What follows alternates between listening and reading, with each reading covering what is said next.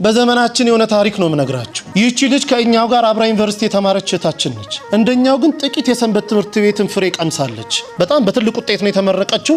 ስራ እንደምታገኝ እርግጠኛ ስለነበረች እናት አባቷን ከገጠር ይዛ መጣች። እዚህ እነሱን ጥዬ መምጣት አልችልም አዲስ አበባ ኖራለሁ ብላ ከገጠር ይዛ መጣለች። ስራ ቢፈለግ የለም።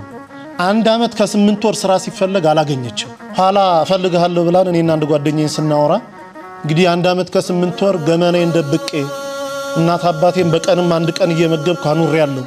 የቤት ኪራይ መከራ ነው፣ ብዙ ነገር ጭንቅ ነው።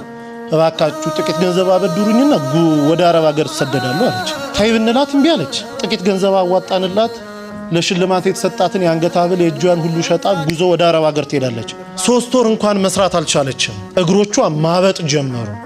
ማበጥ ሲባል ዝም ብሎ ማበጥ አይደለም። በኢሞ ፎቶ ልካ ስናየው አንድ እግሯ በራሱ 3 ሰው ያነሳው መምጠቱ።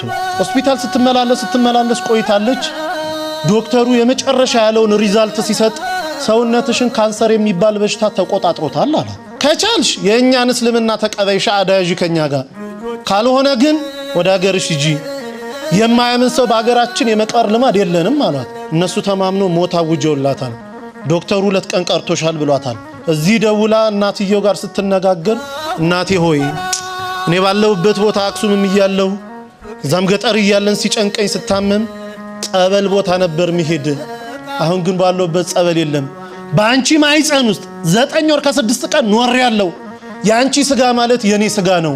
እባክሽ ሂጂና ተጠመቂልኝ አለቻት። የተልኮ ጥምቀት ማለት ይሄ ነው። ሂጂና ተጠመቂልኝ፣ በአንቺ ስጋ እመቤቴ እኔን አጥምቃት ትፈውሰኛለች፣ አምናታለሁ፣ ሂጂ አለች። ለካ እናትየው እግራቸውን ያማቸዋል። እሳቸውም ጳጉሜ 1 2 3 2013 ዓ.ም ልደታ ታውቁታላችሁ ያስባለሁ ሜክሲኮ። ልክ ሲገቡ እዛ በስመ አብ ወወልድ ወመንፈስ ቅዱስ አሐዱ አምላክ አሜን፣ ይቺ ጥምቀት የኔ ጥምቀት አይደለችም፣ ልጄ ባለችበት ቦታ አጥምቂልኝ ትላለች እናት እየገባች። ተጠምቆ ሲወጡ 3 ቀን ነው ተጠምቆ የወጡት። ደውልልኝ አሉ ዶክተሩ። 2 ቀን ቀርቶሻል ብለዋል። እናትየው 3 ቀን የተጠመቁት። ሲደወል ልጅቷ ዝልፍልፍ ብላ ወድቃ ሆስፒታል ወስዷታል። ሆስፒታል ገና ስትገባ ራሷ ነው የምትነግረን፣ ሰውነቴ ላይ የነበረ ያ ክብደት የሚመሰን አላንቀሳቀስ ያለኝ ነገር ሁሉ ውድቅ ብሎልኝ አዲስ የ18 ዓመት ህፃን ልጅ መስዬ ሆስፒታል በር ቆምኩኝ አለች። ይሄ ከአእምሮ በላይ ነው። ዶክተሩ እንዴት ሆንሽ ይላታል። አላውቅም ትሏለች። አንቺም ካላውቅሽ እኔ ምን አውቃለሁ ይላታል ዶክተር። እርሱን የሚመረምር ዶክተር ፈቃድ ሞልቶ ወጥቶ ነበረ። ከሄደበት ቦታ የ6 ሰዓት መንገድ ነርቶ ተመልሶ ህክምና ገባ። ልጅቷን አምጡ ይላል። ይሄው እኔ ነኝ ትላለች። እባክሽ አትቀልጂብኝ፣ ልሰራ ነው ያለሁት። እኔ ልጅቷን አውቃታለሁ፣ ኪሎዋ ይሄን ያለው ደሟ እንዲህ ነው። አንቺ ደግሞ ሳይሽ አዲስ ህፃን ልጅ ነው የምትመስዪው፣ ልጅቷን አምጪ አላት። አይ እኔ ድኜ ነው አለች። እንዴት ሆኖ? ተጠምቄ። ከየት አምጥተሽ ጸበል? አረብ ሀገር አይደለም ወይ ያለሽው? ከየት አመጣሽ? አይ እናቴ ተጠምቃለኝ። እናቴ ልትጠመቅ ስትገባ ወላዲተ አምላክ ድንግል ማርያም ከመልአከ ምክሩ ከቅዱስ ሚካኤል ጋር እኔ ቤት ውስጥ ይመጡ ነበር አለች። ጠዋት ስነሳ ሙሉ ሰውነቴ እረጥቦ ነበር የምገኘው አለች። እናቴ እዛ ትጠመቃለች፣ ድንግል ማርያም ደግሞ እኔን እዚህ ስታጠምቀኝ ነበር፣ እንዲዳንኩኝ አለችው። ዶክተሩ ማልቀስ ጀመረ። እንዲህ የሚባል ነገር አለ? በእውነት ድነሻል?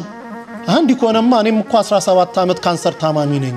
በቀን 2 ኪኒንና 3 መርፌ እየተወጋው ነው 17 ዓመት የገፋሁት። እባክሽ ሀገርሽ ውሰጂኝ፣ አንቺ ምትያት ሴት ካለች እኔንም ታጥምቀኝ አለ። ያው እንግዲህ ታውቃላችሁ እሷ መምጣት አትችልም። እዚህ ደውላ ከኛ ጋር አገናኘችው። ሰውዬው እዚህ የገባው ሐሙስ 10 ሰዓት ላይ ነው ማታ። አሁን ወስዳችሁ ካላጠመቃችሁኝ አለ። ብንለው ብንሰራው በፍጹም። በኋላ ተደውሎ በአረበኛ የሆነ ነገር አለችው። ተረጋጋ። ለሊት 9 ሰዓት ላይ ተነስቶ ውሰዱኝ አለ። ስንሄድ ቤቱ ተዘግቷል። ገና በር ላይ ካህኑ እየከፈቱ ነው። አብሮ ገባ። ንባባቱን ደሞ አጣኑን አንድ ላይ ተደርጎ ውስጥ ከሰማ በኋላ መጀመሪያ ተጠማቂ ሆኖ ገባ። እንደገባ መጮን ይጀምራል። ሲወጣ ሆስፒታል ውሰዱኝ አለ።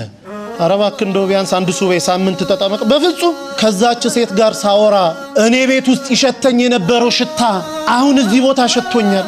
እሷ ስታወራ ሁሌ የሚመጣው ሽታ እኔ ጋር አለ። እባካችሁኝ ውሰዱኝ። ከውስጥ የጥቁር ነገር እየጮኸ ሲወጣ ይቻለው፣ እንደ ጉም ደመና ወጥቶ ሲወጣ ይቻለው፣ ውሰዱኝ አለ። ሆስፒታል ተወሰደ። ምርመራውን ጠበቀን። ሲመጣ ካንሰር የሚባል የለብህም ተባለ። አላምንም ኢትዮጵያውያንን አለ።